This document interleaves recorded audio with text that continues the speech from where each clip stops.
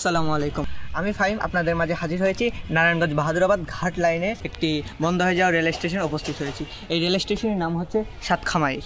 আমরা আজ আপনাদের মাঝে এই সাতখামাইল রেল স্টেশনের ইতিহাস, ঐতিহ্য ও অবস্থান সম্পর্কে জানাবো। স্টেশন ও ঘাট লাইন সম্পর্কে জানতে সম্পূর্ণ ভিডিওটি দেখার অনুরোধ রইল।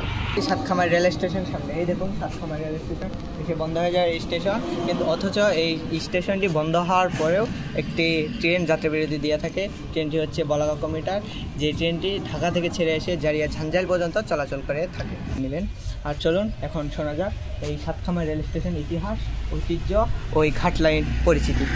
ব্রিটিশদের শাসনামলে ময়মনসিংহ ও জামালপুর অঞ্চলের পাটকে কলকাতা পৌঁছানোর জন্য 1885 সালে নারায়ণগঞ্জ থেকে ময়মনসিংহ পর্যন্ত 144 কিলোমিটার রেলপথ স্থাপন করা হয়।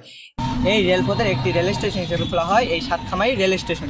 বাংলাদেশের গাজীপুর জেলার শ্রীপুর উপজেলার অন্তর্গত বর্মি ইউনিয়নের সাতখামাইল বাজারের উপকণ্ঠে অবস্থিত এই বন্ধ হয়ে যাওয়া স্টেশন সাতখামাইল রেল স্টেশন। এই সাতখামাইল রেল স্টেশনটি একসময় বহুল পরিচিত ও গুরুত্বপূর্ণ স্টেশন ছিল। চলুন এই স্টেশনে কিছু ভিডিও ফুটেজ দেখা যাক।